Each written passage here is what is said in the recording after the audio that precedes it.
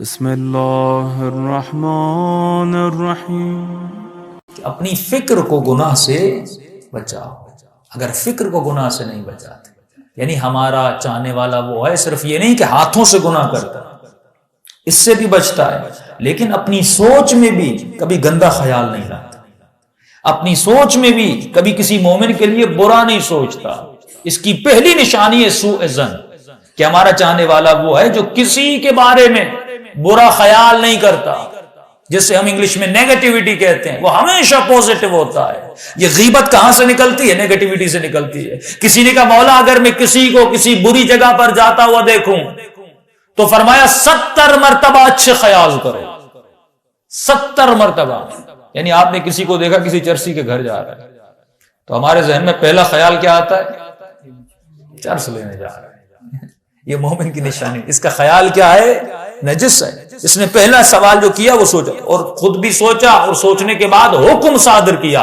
حکم صادر کرنے کے بعد 10 لوگوں کو بتا دیا فلاں چرس لینے گیا۔ کتنا بڑا گناہ کیا، اس کی عزت کو اس نے کیا کر دیا؟ پامال کر دیا۔ فرمایا جب تو نے اتنے گناہ کیے، خدا نے تمہارے گناہ کو کسی پر ظاہر نہیں کیا، تو جس طرح وہ ستار العیوب ہے تو بھی اس کی صفت کا مظہر بن جا۔ اگر تو دوسروں کے گناہوں کو چھپائے گا وہ تیرے گناہوں کو چھپائے گا، اگر تو دوسروں کے گناہوں کو عیاں کرے گا تو تو بھی کائنات میں رسوا ہو جائے گا، ذلیل ہو جائے گا۔ کہ مولا میں دیکھ رہا ہوں کہ آنکھوں سے وہ گناہ کی طرف جا رہا ہے، مثلا کسی نشائی کے گھر میں جا رہا ہے، کسی شرابی کے گھر میں جا رہا ہے، تو کہا 70 اچھے خیال کر۔ یعنی ٹریننگ دے اپنی فکر کو اچھا سوچنے کی، چاہے گناہ بھی ہو، وہ گندا کام، لیکن تو ٹریننگ دے اپنی فکر کو اچھا سوچنے کی، اچھی ترغیب کرنے کی، اچھی فکر کرنے کی سوچ۔ مثلا کیا سوچوں؟ کہ یہ سوچو کہ جس کے پاس جا رہا ہے وہ ہے تو چرسی، شاید اس سے قرضہ لینے جا رہا ہوں، شاید اس کی ماں بیمار ہو عیادت کرنے جا رہا ہوں، شاید روڈ میں اس کے بیٹے کا ایکسیڈنٹ ہو گیا ہو اس کو بتانے جا رہا ہوں، شاید اس کو کسی چیز کی ضرورت ہو اس کو یاد دلانے گیا ہو، شاید اس کی ہدایت کے لیے گیا ہو، شاید اس کو ہدایت کی ترغیب دینے گیا ہو، شاید امر بالمعروف نہیں امر بالمعروف۔ 70 مرتبہ اچھے کاغذ اٹھا لیجئے اور 70 اچھے خیال کیجیے، روزانہ ٹریننگ کیجیے، تاکہ آپ کی فکر کو عادت ہو جائے، اس کی ٹریننگ ہو جائے، اس کے مسلز بننا شروع ہو جائیں کہ اگر میں کسی مومن کے بارے میں سوچوں تو اچھا خیال سوچوں۔ لیکن یہ کہتا ہے مولا اگر پھر بھی میرا خیال نہ مانے،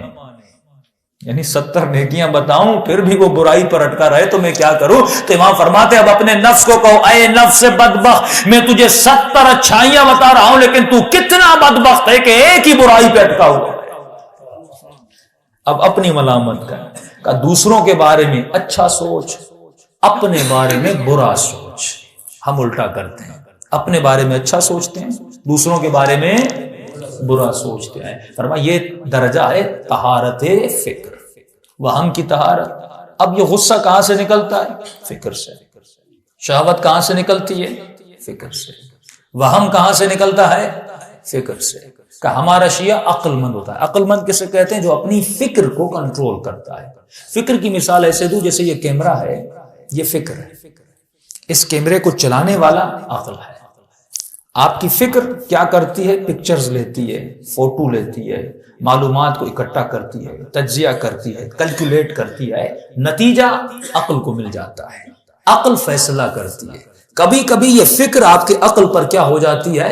غالب ہو جاتی ہے، یہ عقل کو کنٹرول کرنے لگتی ہے۔ اتنی خطرناک ہے فکر، عقل کو کنٹرول کرنے لگتی ہے۔ میں نے کسی اور جگہ پہ مثال دی تھی جیسے وہم ہے۔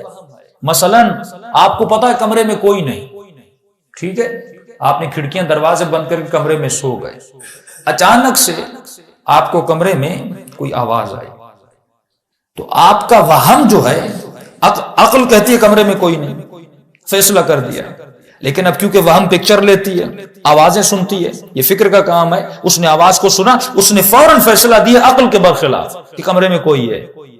اب وہم ایکٹیو ہوا، بھائی کون ہے؟